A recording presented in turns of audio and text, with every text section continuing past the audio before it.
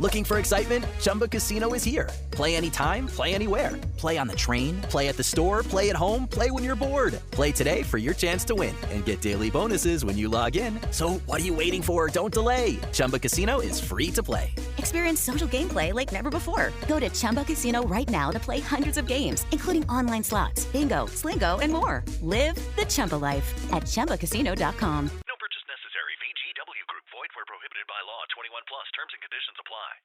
The CBS Radio Mystery Theater presents...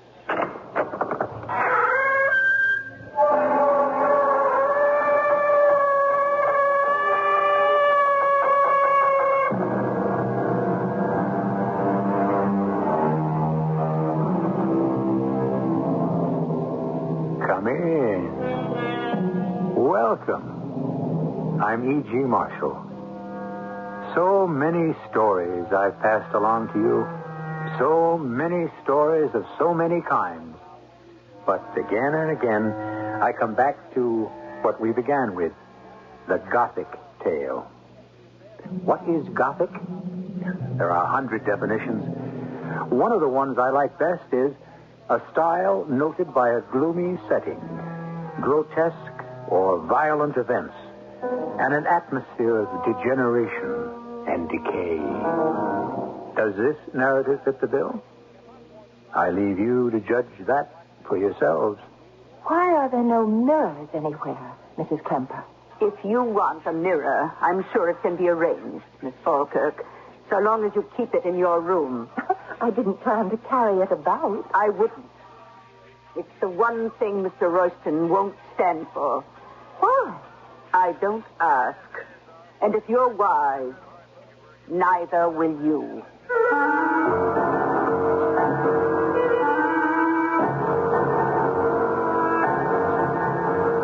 Our mystery drama, Reflected Terror, was written especially for the Mystery Theater by Ian Martin and stars Marion Seldes. It is sponsored in part by Buick Motor Division and Contact, the 12-hour cold capsule. I'll be back shortly with Act One. Emmanuel L. Wolf presents Harold Robbins, The Betsy, starring Laurence Olivier, Robert Duvall, Catherine Ross, Tommy Lee Jones, Jane Alexander, Leslie Ann Down, Joseph Wiseman, Edward Herman, Paul Rudd, and Kathleen Beller. Harold Robbins, The Betsy, from Allied Artists, rated R, under 17, not admitted without parent. The Betsy, now playing at motion picture theaters everywhere. Sometimes Fred really gets to me. He watches football till his eyes fall out. He last went bowling with me in 1883. But I'll say one thing for him. He comes through when it counts.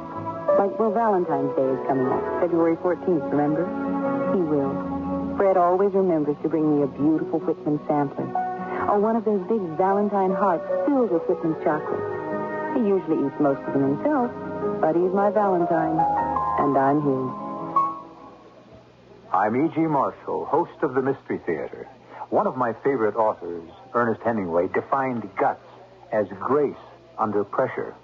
However, if you have high blood pressure, even Hemingway would have agreed that there's absolutely no way in this world or the next that you can simply tough it out. You see, controlling your blood pressure is not just a question of staying calm or getting your emotions under control. High blood pressure is a physical problem. The pressure of your blood inside your arteries is too high. You need to treat it every day, often with medication, to get it down and keep it down. So if you have high blood pressure, please remember to treat it every day. Whether you're performing under great pressure or basking in the Bahamas, reading Hemingway, or listening with trepidation to the Mystery Theater. A message from the National High Blood Pressure Education Program.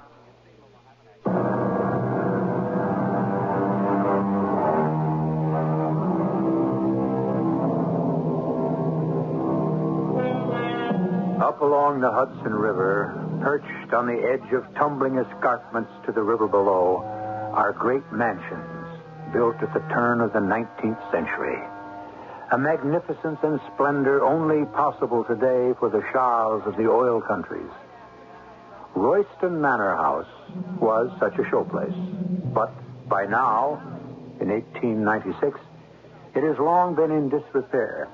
Its master, Joseph Conning Royston, a sad recluse, victim of a consuming depression since the death of his beloved wife, in mourning for her untimely death, he occupies this desolate mansion, maintained by a skeleton staff.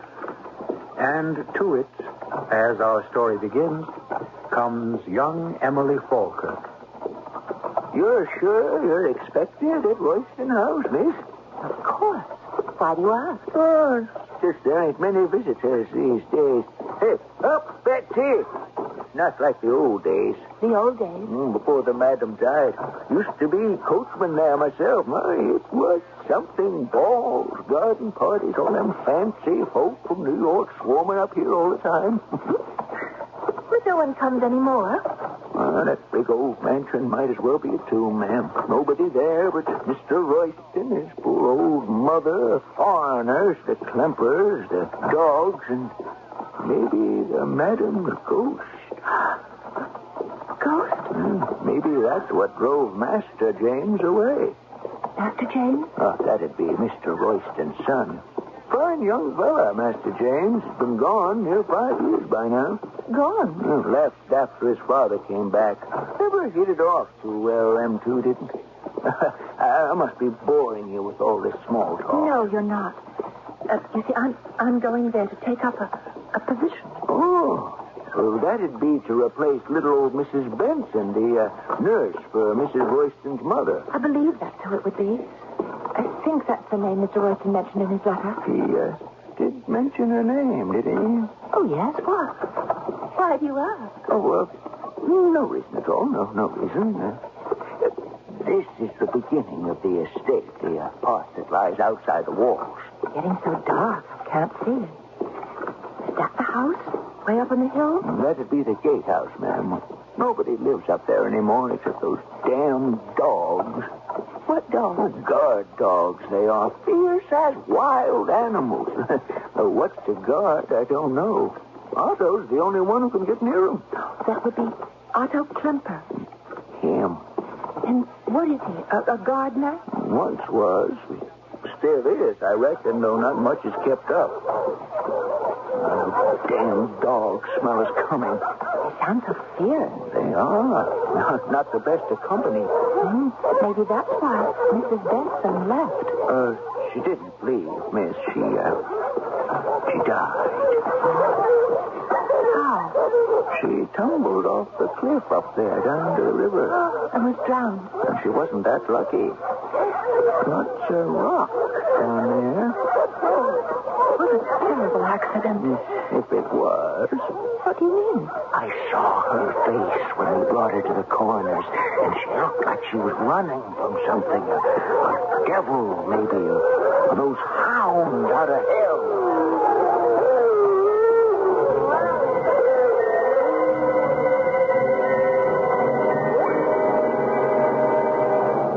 I was in the habit of writing everything down that happened in my uneventful life in a diary. So through it, we can follow the fearful and melancholy record of the history of Royston House. It began, as you have heard, and continued with my actual arrival in that great, gray fieldstone monstrosity, with its terraces and balconies hanging in space over the terrifying drop to the bosom of the Hudson and the jagged rocks that line its shore far below. Well, here we are, miss. Let me help you down. Oh, thank you. I can manage. Well, right you are. I'll get your baggage off and into the house. Oh, hello, Mrs. Clamper. Arthur, you can put Miss Falkirk's bags in the servants' hall. I think you know the way. Well, as long as the dogs ain't around. Otto has put them away. Miss Falkirk? Yes. I'm Mrs. Klemper, Mr. Royston's housekeeper. How do you do? And Mr. Royston has asked me to excuse him for not meeting you directly or sending someone, but he has given me orders that he would like to meet you as soon as you arrived. Shall we go in the house? Oh, I should like to go to my room for a moment and freshen up. Are my bags... There is no need to primp. You look perfectly serviceable. And your bags will be taken care of. But I'm a mess after the train ride and the carriage. Please, step in.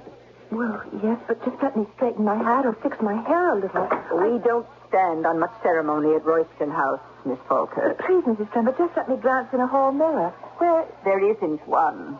You'll find few mirrors here. Why?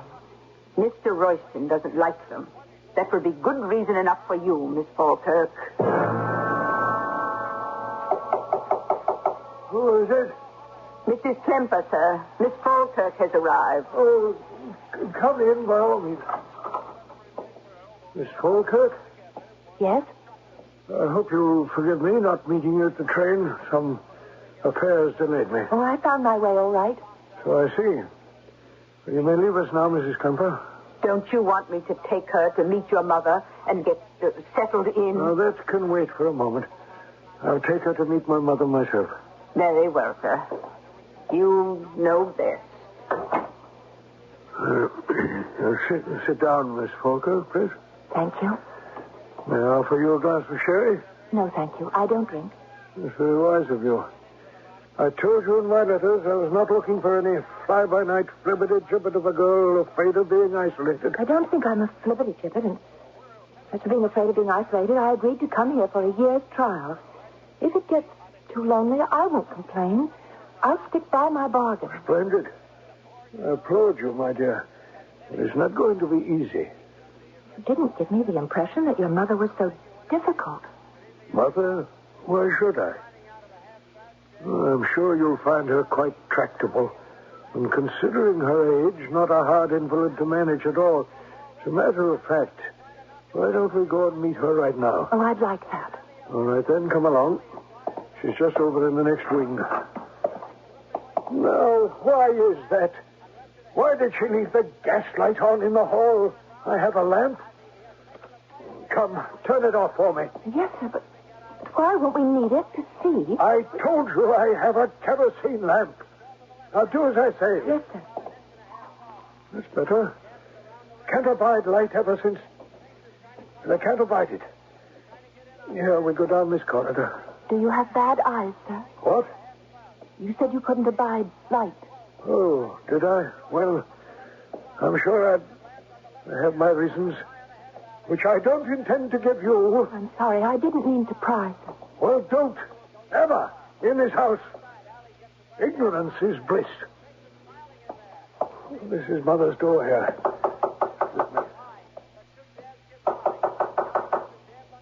Yes, I'm almost ready. Can't touch it. Wait a minute. It's Joseph, Mother. Can you spare us a moment? Oh, yeah. It's Paula. But I suppose so. Only just a moment. You understand? I don't know what I was expecting. Certainly not what I saw. From the sound of her voice, Mrs. Royston had seemed a cultivated, civilized woman. But that was not what opened the door.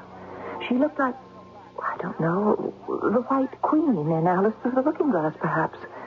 Her wasted face, which must have been quite handsome, was pale as paper, and her hair was a mad bird's nest of wisps and snaggles. She looked like a corpse, save for her eyes, a bright and startling blue, which shone even in the shadowed light like chips of aquamarine. Eyes that were empty behind the sparkle. The eyes of a madwoman. Polly, he let you out, did he? He let you out? Mother, this isn't Polly. It's Miss Emily Falkirk who's come to take care of you. I might have known it was a trick. She looks like Polly. Do you try to look like her? I don't know who Polly is. She was my wife. Was? Where is she? You know, Mother, Polly has been dead for a long time. And Mrs. Benson, a short time. Oh, where is she? Is she dead? Mrs. Benson had to leave us, Mother.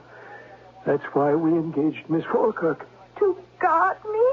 To help you. Nobody wants to help me, Joseph. You know that. I am a voice crying dying in the wilderness. Mother, please. Who will listen? No one will listen. Come away, Miss Falkirk.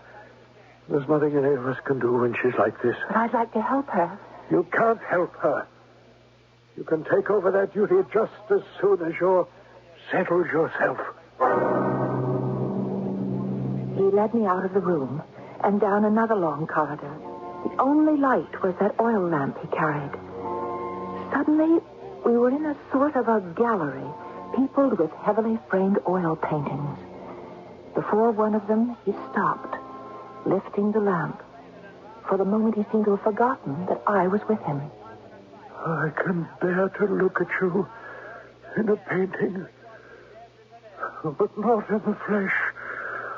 Not in the flesh. That was my wife, my beloved wife, Miss Falkirk. You see how much you resemble her. I? Oh, well, no, not really. She's beautiful. And so are you. I thought when all the mirrors were gone, the reflection was banished forever. Now you come to bring it alive again. What's disturbing the dogs? I don't know. Mrs. Clemper, what's happening? With the dog, I don't know. Otto has everything under control, so don't worry. Very well. You may show Miss Falkirk to her room, then. You mean I can stay? We'll see how it works out. Is something wrong? He thinks I look like his wife. I mean, the one who was his wife. Do you? Much too much. It's a pity you came. Better you leave the first moment you can. But I need the job. How can I? You'll have to decide that for yourself. It may not take long. Well, there are all the elements. The old and decaying house, marked by a feeling of degeneration. A gloomy enough setting, wouldn't you say? And as for grotesque and violent events, well, our story has scarcely begun. Wouldn't you imagine that they are lurking offstage in the wings, ready to burst forth? But the proof of that must wait until I return shortly with Act Two.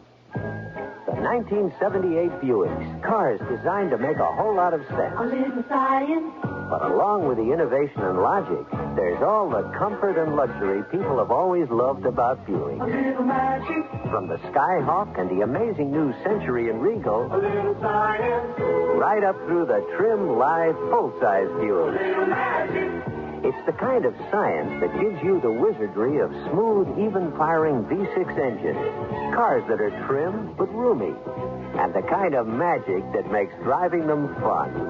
The 1978 Buicks. See them soon at your Buick dealer. They surely will astound you. The amazing things you see. The cars they're built for wonderful. How can such things be? Buick automobiles are equipped with GM-built engines produced by various divisions. See your dealer for details. Little science.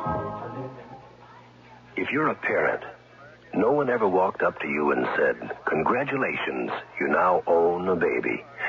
But someone did once walk up to you and say, "Congratulations, you're a father," or "Congratulations, you're a mother," and that's all there was to it.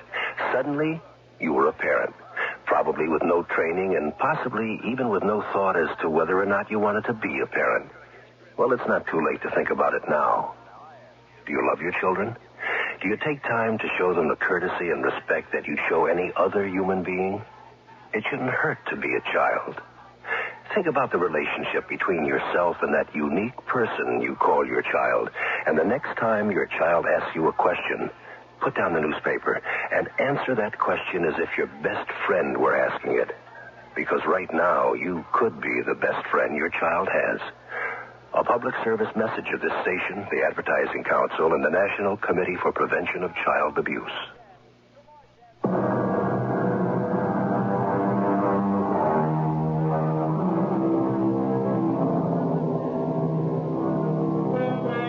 The days passed at Royston House, and Emily Falkirk settled into a routine. Her room was pleasant and cheerful enough, although it looked away from the river. Her days were spent with the now silent Mrs. Royston, bathing her, dressing her, reading to her, taking her to sun on the balcony over the Hudson. She shared her meals with her, served by an incommunicative Mrs. Klemper. Mr. Royston kept to himself, and Mr. Klemper seemed forever to be out of doors, roaming the property with his snarling dog. Royston! Eaters! Well, what are you doing out here, Fraulein, when the dogs are loose? Oh, I just couldn't stand being cooped up any longer. I wanted a breath of air. Well, we're all cooped up here, no? Perhaps we can be better acquainted. Oh, I'd like to be with someone. It's very lonely here. Well, then come. I will walk you to the gazebo. There's a splendid view of the river. It's hidden away from the house. A moment. Tristan! It's on! Achtung! Sie müssen hier bleiben. They will stay. We can be quite alone. Come. Why do you have those terrible dogs? They're not terrible. They're very gentle. If they know you. Oh, I can't believe that. But I'll show you. Tristan, it's on. Come see here. Give me your hand. Oh, I'm not sure They must have your scent. But don't be afraid. So, right. Ein Freund. Nicht vergessen. No, you're obliged. Will you go? Yes. Oh, they still make me very nervous. No need. They will never touch you again unless I say so, or anyone else with you. I would not have them harm you in any case. Thank you. I appreciate that. You will have a chance to show that in a moment. What do you mean? Once we are alone. Mr. Klemper. Oh, no. You don't think that I... Let me go. Your wife... What she does not know will not hurt her. No, you can't do that to her, not to your wife. That cold iceberg. Oh. When I saw you arrive, I knew you are what I needed. Oh, what was that? The dogs. There must be a stranger on the property. Or they would have stayed when I ordered. What is everyone so afraid of here at Royston House? If you mind your own business, you will never have to know.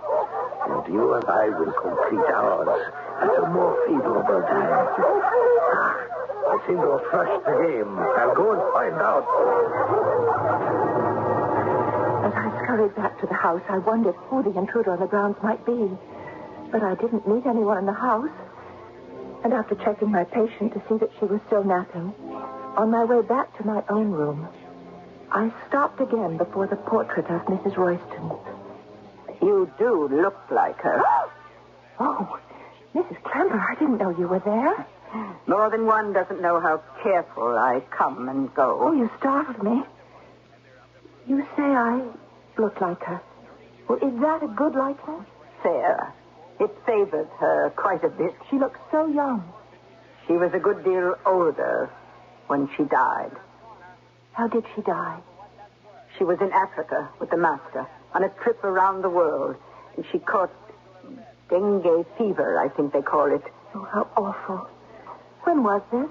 5 years ago. He was terribly in love with her, wasn't he? Oh, his whole life was wrapped up in her. More's the pity. He was blind to anything else. But we haven't time for chatter. Why aren't you with your patient? Mrs. Royston is having her nap. You should be with her. Why? What are you afraid that she might do? I didn't say I was afraid she would do anything. But you are, somehow. Everyone is afraid in this house. Everyone is a sort of prisoner, aren't they? Why? I don't know what you're talking about. I think you do. The dogs, the walls, the secrecy. And why are there no mirrors anywhere? I want one. I want one in my room so I can arrange my hair and make my toilette. Oh, if you want a mirror, I'm sure it can be arranged. So long as you keep it in your room. I didn't plan to carry it about with me. I wouldn't. It's the one thing Mr. Royston won't stand for. Why? That's his business and his right. I don't inquire. And if you're wise, neither will you. Yes? Ah, come in, Miss Falkirk. Close the door. You sent for me, Mr. Royston. Yes. Are you going to discharge me? What? I said, you want me to leave? Whatever gave you that idea? The day I came, you said... Oh, I just thought that's why you sent for me. Oh, forgive me. I was somewhat abstracted. I made a trip to town yesterday, a rare excursion. I bought something for reasons of my own. I no longer want it. It's wrapped in that package on the table. You may have it if you want. What is it, Mr. Royston? Something Mrs. Kemper tells me you asked for. A mirror. You may have it on one condition. What is that? You must keep it in your own room. It is never to leave it. If you wish. You may leave now. Oh, one other thing. Yes? 2 or 3 times the dogs have been disturbed lately. Prowlers of some kind. It wouldn't be anyone looking for you. Me? I told you in my letter that I'm alone. I have nobody else in the world. No family, no friends? My family is dead. My friends are half a continent away. No young man in your life? That is why I am half a continent away from my friends and him. He married someone else. We all have our crosses to bear. Very well, Miss Falkirk. That'll be all. I left this brooding, haunted man in a turmoil, clutching the heavily wrapped package he'd given me, which turned out to be an inexpensive, quite ugly, but serviceable hand mirror. It was a godsend to be able to see myself again and fix my tangled hair. Suddenly I felt stifled. Where are you going? Oh, just to get a breath of air, Mrs. Kemper. The dogs are loose, and my husband is not back from town yet. The dogs are used to me now. I wouldn't count on it. I'll stay on the porch. Mrs. Kemper. What? Why must we have them? The dogs, I mean. What is it that Mr. Royston's so afraid of? Who said he was afraid of anything? But he must be afraid of something or someone. Why does he hide behind a wall and close gates and have those vicious dogs? The dogs are not vicious, except to strangers. They are my husband's children. And you ask too many questions. Go out if you must, but don't be late to dinner. I walked out to the porch. But it was a heavy night with little air stirring. And suddenly the oppressive heaviness of the house was smothering me, making it hard to breathe. I fled out into the quiet, dark night. I had a wild desire to scream, but my throat was so choked it was all I could do to breathe. I could feel a reasonless panic welling up inside me. And then all of a sudden it was reasonless no more. The dogs started to bark frantically, and I could hear someone running. But before I could get out of his way, I'm sorry, the dogs. What are you doing here? Who are you? Not much time for socializing. I'm James Royston. Who are you? Emily Falkirk. Are you Mr. Royston's son? Yeah, on and off, when he wants to recognize me. What am I going to do about those damn dogs? They don't know you? We've never met formally. Well, you'd better get behind me. Can you control them? We'll soon find out. Come. Isolde. Oh, Paulson. I never figured you for an animal trainer. I'm not. What do I do now? Get them to buzz off. I don't know how to do that. Can't you tell them? But they only understand German. Oh, look, if you let them smell your hand, maybe I could tell them that you're a friend. Not on a bet. I get the notion they don't like me any better than I like them. I could tell them to stay. Yeah, well, we took off. Solid idea. Why don't you? It's in German. Oh, I don't remember the word. Well, I can help.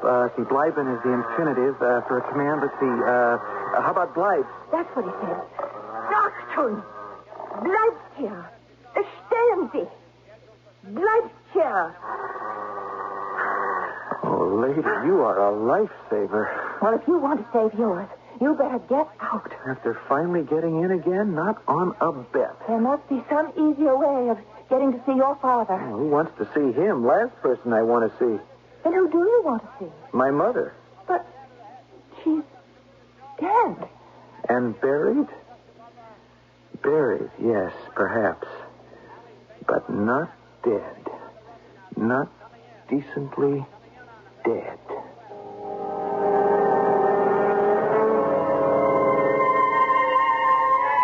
Now, there's a statement to conjure with. Buried but not decently dead. Who is this strange intruder that Emily has saved from the savage guard dogs? Is his name really James Royston? And is he actually her employer's son? I shall return shortly with Act 3. How many tools you own is not as important as how many jobs those tools can do. Hi, Pat Summerall to suggest two versatile power tools from True Value hardware stores. The Dremel Moto Tool Kit is ideal for the home hobbyist, the artist, the craftsman, for use in building and repairing model ships, cars, planes, miniature furniture, and more. The kit includes accessories to sand, polish, grind, and carve, plus a handy wrench, all in one compact kit for just $22.77 from True Value hardware stores. Another versatile power tool is the Skill cordless 3/8-inch 2-speed reversible drill for just $29.97. Use it to drive screws, remove them, or drill holes. And because it's cordless and comes with its own 115-volt recharging unit, you can use the Skill 2-speed reversing drill anywhere. You can find the Dremel Moto Tool Kit and the Skill 3/8-inch cordless reversible drill at participating True Value hardware stores and home centers. More than just a name, it's their way of doing business. Can you ask your mother anything? If so, ask her if she took any prescription drug in her pregnancy with you. You may be a Des daughter, one of 3 million. Diethylstilbestrol, or Des, was widely prescribed from 1941 to 1971 for pregnant women. 90% of daughters born of these pregnancies have an abnormal condition called vaginal adenosis, which must be carefully monitored by a Des gynecologist. Also, 1 in 1,000 may develop a rare vaginal cancer, which must be discovered in time. To find out if you are one of the great majority who are unaware of being a Des daughter, ask your mother if she took anything during pregnancy. Ask her obstetrician. You have a legal right to hospital records and prescription files. Or better still, ask your gynecologist for the simple iodine stain. For more information, write this action, P.O. Box 1977, Plainview, New York.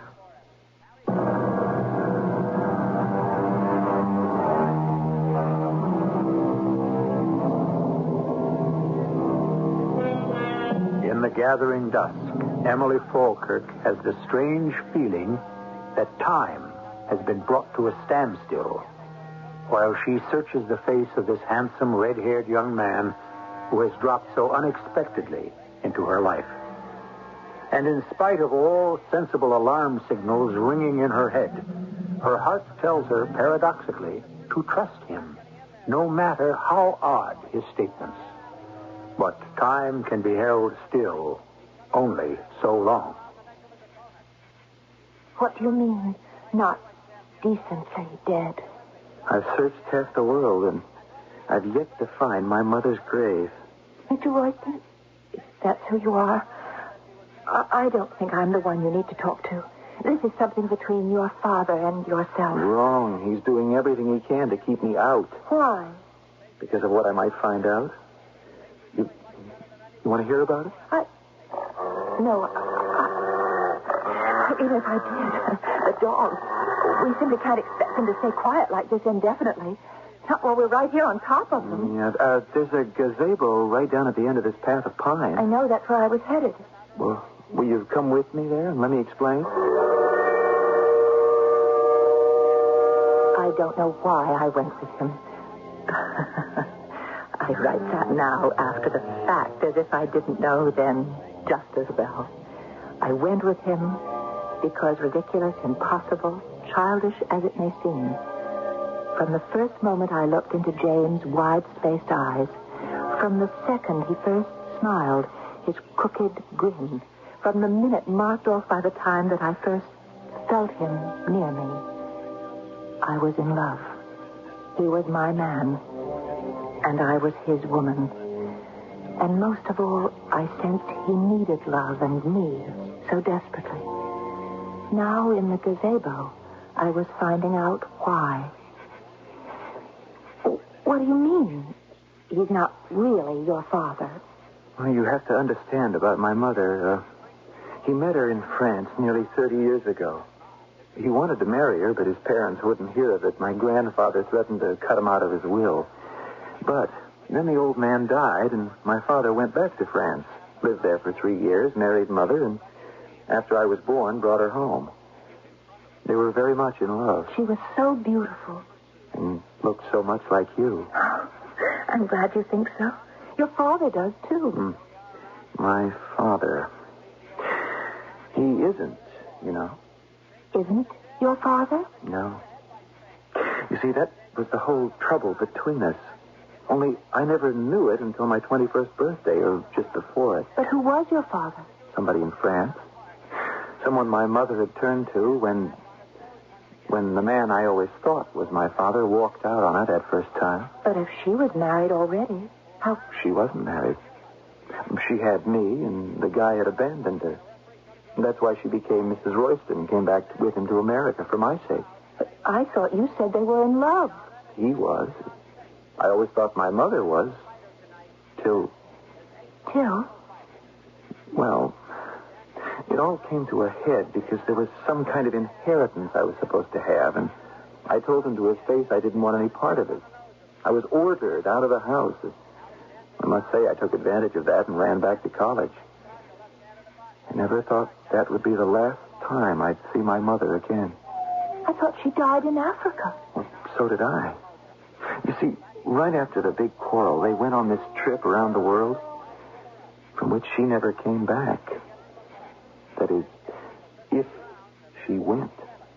I don't know what you mean. I wish I was sure that I did myself. After my mother died, my father refused to see me. If she had a will, I heard nothing about it. I was out of college by then, and I didn't give a damn. I shipped out to go around the world myself. And you're just back from that? Well, that's about it. Been back most of the year, but Mr. Royston refuses to see me. And I haven't been able to get in the house. Even some detectives I hired couldn't. That's when I decided to make a try myself. You know, there's more than one old tree around the property I could climb in by. But didn't you know about the dogs? You have to take some chances in life. Why did you want to come back here, knowing that you weren't wanted? Because I have every reason to believe that my mother didn't just die. I think she was murdered. But even if that were true, how could you prove it? Listen to me, Emily. When I was in Africa, I went to Dar el Salaam, where my mother was supposed to have died. There was no grave, no record. No one knew about her death. In every port I called on, I checked steamship records of the boats she was supposed to have traveled on with my father. No record. Only on the transatlantic liner that left America did I find a listing of Mr. and Mrs. Royston. And you think... You don't mean that somehow he might have... Oh, that she might have fallen overboard? No, I don't think that at all. Then what?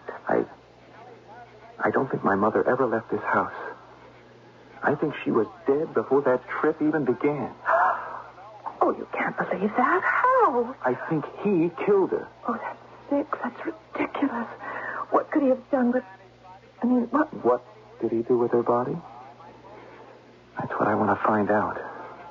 I think he buried her somewhere inside the house. Oh, how can you even imagine such a thing? It isn't imagination. Look, this is a letter I received from Buddy shortly after her death. Who? Oh, excuse me, Mrs. Benson. Mrs. Benson, the lady who had my job before me. Yeah, and she had another one before that. She was my nurse and later housekeeper for many years till my mother died. Now, let me read you just a few lines. Let's see, here. So many dark, secret things since the bright years when you were growing up, Jimbo. And now this awful justification of all my buried suspicions since my dear Polly died. You see, my mother's name was Paulette. By sheer accident, I was able to get into her old rooms. And how they've changed. Why? My dearest boy, I shudder to say this, but I am afraid, deathly afraid, that it is because she never left them. You must come home and see for yourself. I cannot, dare not say any more till then. time I received this letter, Bronte was dead. James, what is it you want from me? I want you to help me get into that house so I can see for myself. But if that's the part of the house that's locked up... Look, I have a key. My mother gave it to me. I don't know. I have no right to. And besides, the dog... Now is the perfect time while the dogs are quiet. But how do I know I can trust you? I mean, a stranger. You don't. Except I don't believe you and I feel strangers to each other. Not anymore. No. But if we are to move, it must be... Oh, it's too late. Why? That must be Mr. Klemper coming back. The dogs are welcoming him. If all I suspect is true, he'd be the last person to welcome me. Well, if I can't get inside, there's only one other chance. But will you take this key, Emily? To get into your mother's apartment? Yes. But what could I find? What would I look for? Well, there was more in the letter than I read. In my mother's bedroom, there was a great double door with mirrors leading to a small dressing room. The door was on the wall opposite the windows. Now, let me know if it's still there. Here, you can write me or send a message at this address. Oh, I don't know. Please, promise. Somehow I know I can count on you. Then we're fated to meet again and again.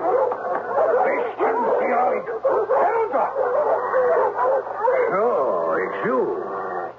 What are you doing out of the house? I just wanted to get a little breath of air before dinner. It is forbidden to wander the grounds without permission. So, this time we forget it. You are alone? Of course. Who else would be here? For your sake, better no one. Come, it's time for dinner. It is midnight now, and the house is quiet. It is not far to the end of the hall, and the door, long closed, to Mrs. Royston's rooms. But it is not so much of a surprise to find the key turns easily, and the door opens without effort.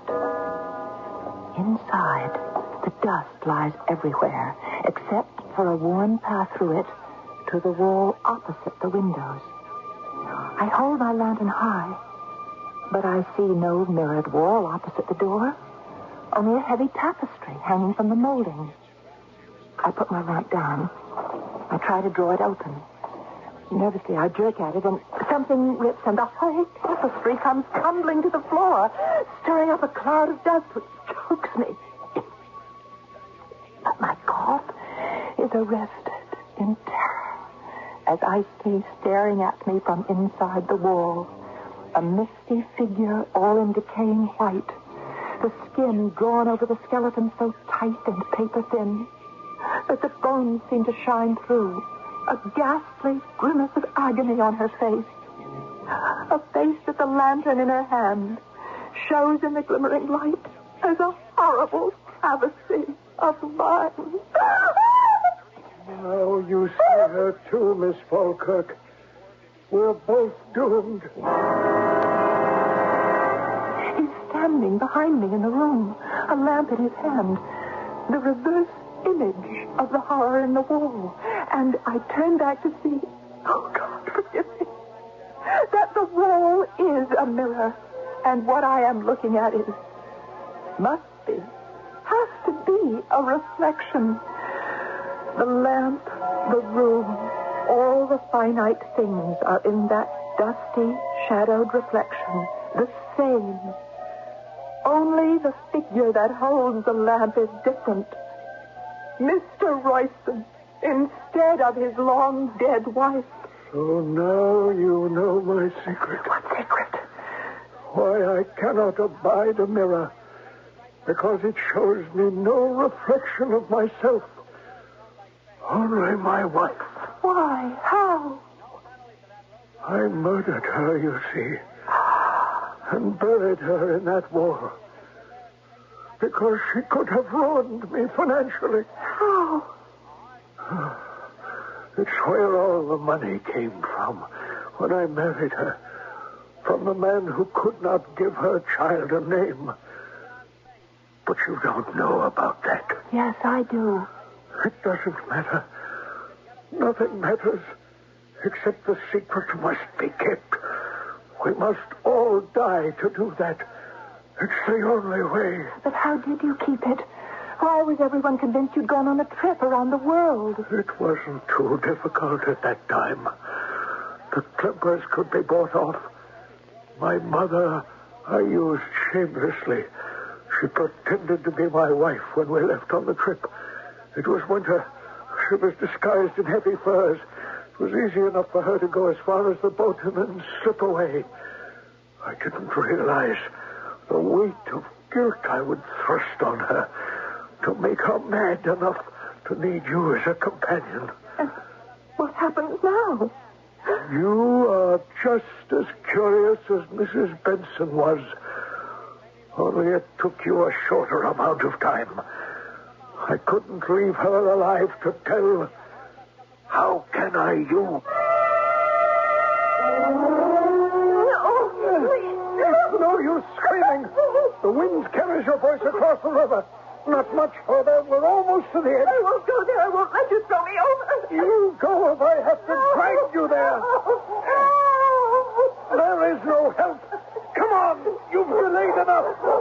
Hey, what's that? The dog. It's all the husband here. Help me. Get back. Get back. That's it. That's it. Go get him, Tristan. Go get him. Go left. I'm shot. Call him off, Clipper. Call him off. Tristan. He's on. Achtung. Come in here. Seriously. It's all right, Emily. It's all right. You're safe. Oh, how did you get here? After meeting you didn't think I was ever going to leave, did you? I hid out in the pool by the fountain where the dogs couldn't scent me. Then I waited till I could waylay Clemper. All I meant to do was to make him lock up the dogs, but while we were taking him up to the gatehouse, we saw you and Royston come up on the cliff. Oh. I made him set the dogs on him. But what happened to him? Did the dogs... No, in trying to shoot them, he shot himself. How? The dogs are trained to take a weapon away. One of them had him by the wrist, and accidentally, Is he dead? I hope so. Oh, James, how could you? Well, because if he isn't, for what he tried to do to you, I might have killed him with my bare hands. He was dead. And there is only one footnote to the story. The idea of a man who could never see his own reflection, only that of the woman he murdered, haunted me. When Mr. Royston was laid out, I took the mirror from my room, and I sneaked into the one where he lay. And holding the mirror before him, the only reflection in it was his waxen face in the sleep of death. And I hoped, beyond the curtain, that his wife's restless soul has found its own peace at last.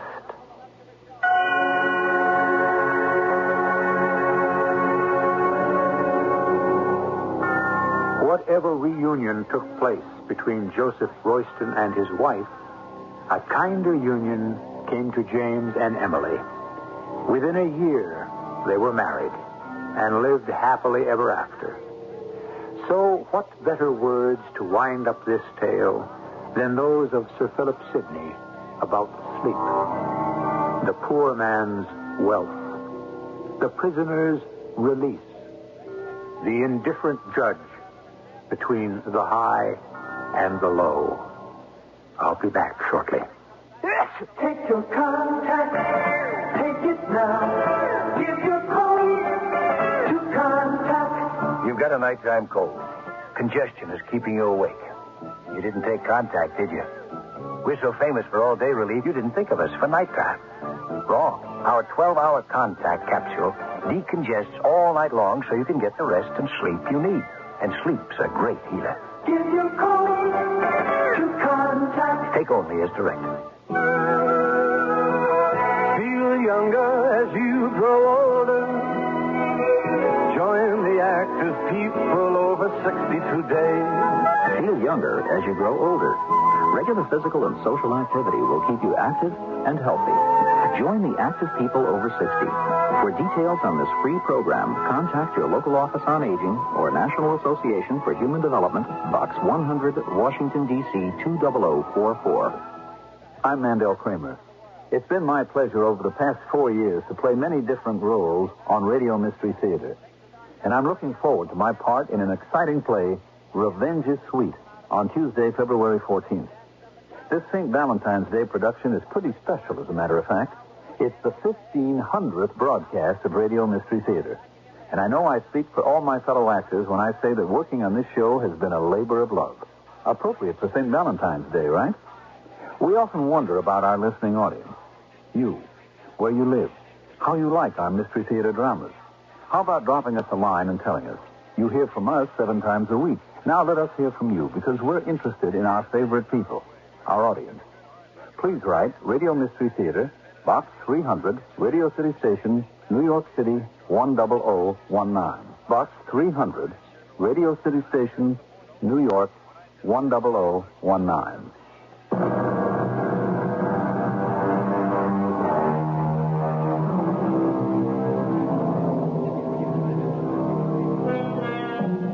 A gloomy setting, grotesque and violent events, and an atmosphere of degeneration and decay. In the beginning, I promised you all of these, and I hope I have kept my promise. For these are the ingredients of what is known as the Gothic tale. Our cast included Marion Seldes, Russell Horton, Court Benson, and Bryna Rayburn. The entire production was under the direction of Hyman Brown. Radio Mystery Theater was sponsored in part by True Value Hardware Stores. This is E.G. Marshall inviting you to return to our Mystery Theater for another adventure in the macabre. Until next time, pleasant dreams.